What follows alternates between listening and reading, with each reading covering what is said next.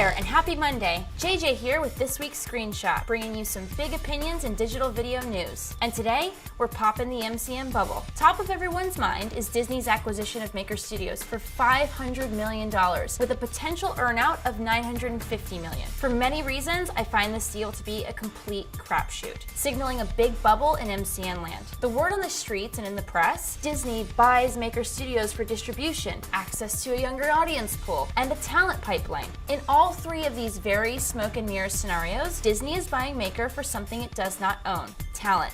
In fact, Maker's distribution, access to a younger audience pipeline, and ability to deliver a ripe talent roster is entirely reliant on the 50,000 or so creators in the network. If Maker had such great distribution, why are their original shows such flops, even by digital standards? Oh goody, I love that show from Cartoonium. The platform just gets what it's like to be a woman. I love their shows, said no one. Ever. And to you, Bobby Iger, are you familiar with the behind-the-curtain whispers of Maker Studios' unsavory business practices and creator relations? Which leads us to the big beaming question: what happens if Maker's creators drop it like it's hot? Bye-bye distribution reach, bye-bye audience demographic. So what valuable IP does Maker own that measures a $500 million valuation? Despite Maker Studios' rumored $2 to $3 million monthly overhead, the shareholders still walk away with at least a $500 million check in their pocket. Clearly, I'm in the wrong business. And that's what brings me back to our happy little MCN bubble. The first red flag that we were tiptoeing into bubble territory was last spring's DreamWorks Awesomeness TV acquisition for a shocking, at the time, $33 million.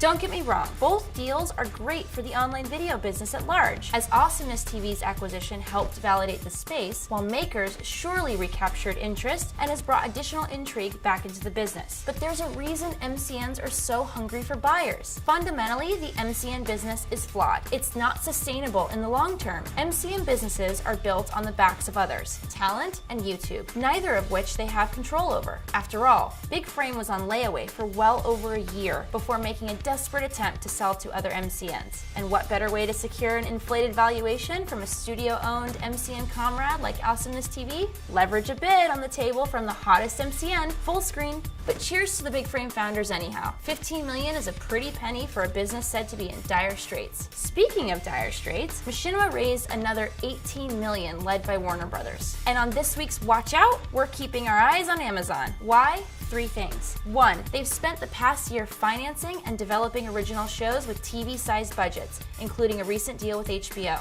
Two, their big video advertising deal with Freewheel, which brings video ads to Amazon.com. In fact, if you've watched some TV shows on Amazon Prime, it's likely that you have seen a pre-roll ad before the content started playing. Freewheel, a major video advertising company, is powering all of that. Three, they just launched their new streaming box, Fire TV. We predict it's an inevitable evolution that Amazon will own the consumer experience from content to commerce, woven around technology. So watch out for Amazon. We are. And before we say goodbye, in case you missed it, we ran our inaugural Power Sixer list highlighting Peter Chernin, Matt Diamond, David Freeman, Ron Harnivo, Aaron McPherson, and Dana Settle for their impact on the online video biz. Check them out. They're awesome. That's why we picked them. So there you have it, my very raw opinions on what's going on in the industry this week. Tune in every Monday to our weekly Screenshot and stay up to speed with us on Facebook, Twitter, Google+, and even on Instagram, where we share some visual goodies. I'm JJ, and this was Screenshot. See you next time.